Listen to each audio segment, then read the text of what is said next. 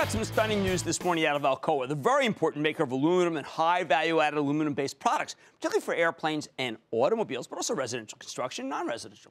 After years of building out Alcoa's value-added manufacturing business, CEO Klaus Kleinfeld has decided it's time to simply break the company up. The idea here is pretty simple. Alcoa is going to split into two separate businesses. One will be a commodity metals play, and the other being a maker of high value-added engineered products. The market lapped this move up, with Alcoa stock rallying nearly 6% on a hideous day for everything.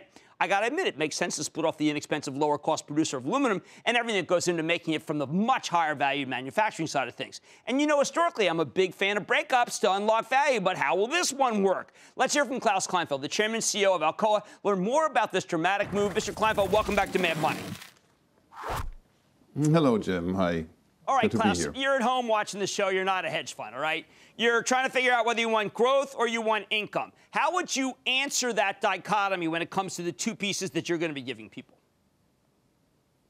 Well, I would say, I mean, we have been talking, and you and I also have been talking publicly about those two value engines that were inside of Alcoa. And it's on the one hand, I mean, the value engine on the value add side that we've created, which has this attractive businesses catering to aerospace, to automotive, multi-material, not just aluminum, but also titanium, nickel alloys, doing all this cool stuff. So on the other hand, you know, you have this very cool upstream business that's extremely competitive, and it basically stands on 5 legs. A very competitive bauxite business, an extremely competitive alumina business. We unbundled the pricing on this from the aluminum side. Energy assets that we can sell into the free market or use them internally. Then it has a cast house system that is value add, cranking out value add products. And then we have a smelting business that we have reduced and resized and made more competitive. So I'd say, depending on what you want, I mean, you have two very attractive companies. Both will be Fortune 500 companies. We've basically got them to scale and strength. They are both competitive. They have a different profile, and in future you have a choice between both of them. Okay, now over the years that we've known each other, you've been closing a lot of the plants that were not that, let's just say, that were expensive. You've also been bulking up on the value-added side with 2 big acquisitions. This deal would not have been able to be done unless you got better on the cost curve and made those acquisitions, right? I mean, a year ago, you couldn't do this deal. That's absolutely correct. And we have basically created a lot of optionality. There's a lot of parts that we put in over time. Some of those you mentioned. I mean, some of those I just mentioned, the unbundling of the pricing of alumina from the pricing of aluminum was absolutely the right thing. Today, when we sell alumina, we sell it on the what's called alumina pricing index. It's totally unbundled from aluminum. 75% of our sales go already on this basis. Enormously important change. Another enormously important change on the upstream side was using energy in a different way. In the past, we thought about it like this. I mean, we had the energy source, which was driving the smelter. We unbundled that, and today we look at, can we sell the energy out in the open market and get more proceeds than if we make metals with it? And today, 70% of the energy we sell in the open market and get the money from that. So it's really the upstream business, really an upstream business that stands on 5 very different businesses there that have their own streams of profit, and all are very good. All right, now I was with an aerospace executive today, and it's very clear that your company is now one of the largest producers of materials that go into every single aircraft, not unlike precision cast parts, which just got bought by Warren Buffett. What's the valuation of, do you think, of the high value added, which is a lot like precision cast parts, versus what Buffett paid? What's the difference, the spread?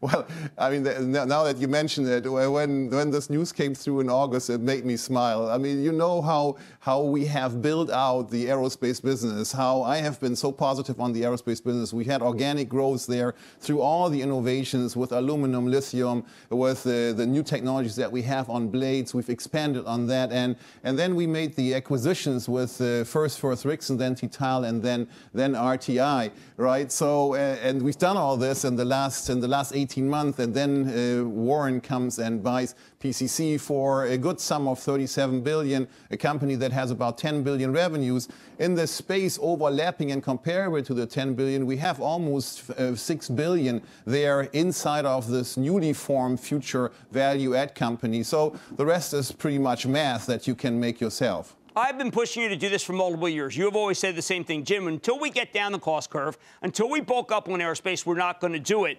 I know that some people say that you were pushed by it. I don't know. I mean, I think that you've been working very hard to get to where you could do it. Yeah, if there's one thing that I'm pushed by, it's probably ourselves and our team and our approach to it. I mean, we've said many times, we're gonna do anything that is necessary to create the right value, and we'll manage to create these two value engines. And the great thing about what has happened in the last years, we've built optionality. We've built it to a point where both now have enough size and enough scale and are competitive so that we can launch both of these vessels to have their independent, to pursue their independent strategy, which allows, I mean, a more future-safe environment for our customers, for our employees, and certainly also hugely beneficial to our shareholders. So it's a win overall. Oh, yeah. You don't, I mean, when you have a company that's 126 years old, you have to think these things through very, very well and have to constantly invent and reinvent yourself, which Alcoa is standing for. Otherwise, we wouldn't be here for such a long time. All right, now, Klaus, one thing I'm asking all execs, I know you've got debt outstanding. The debt market has been hit. How do I know that the debt is, your preferred is protected in this kind of split? Well, at this point in time, we have not fully determined the capital structure. I mean, one thing that we've said already today is we want the value-add company to be investment grade rated, and we want the upstream company to be on the upper end of non-investment grade. That's all I can say at this point in time. The rest will get sorted out. And obviously, I mean, we will very much look also after our bondholders, as we will look after our customers and our employees and the shareholders. We look at the whole picture, but this is not yet fully sorted out, other than the points, the data point that I gave you. All right, well, fair enough. We look forward to talking to you. You're always the first company to report, and this is a bold move that I think is, well, let's say not overdue, but at the correct time. Klaus Kleinfeld, Chairman and CEO of Alcoa. Great to see you, sir. Thank you. All right, guys, this is how you bring out value. The company needed to do this now that both sides have been bulked up. We got to see how the earnings are. And remember, this is a very difficult market, but the stock was up. Actually, the only stock I follow that was up. Mad Money's back in.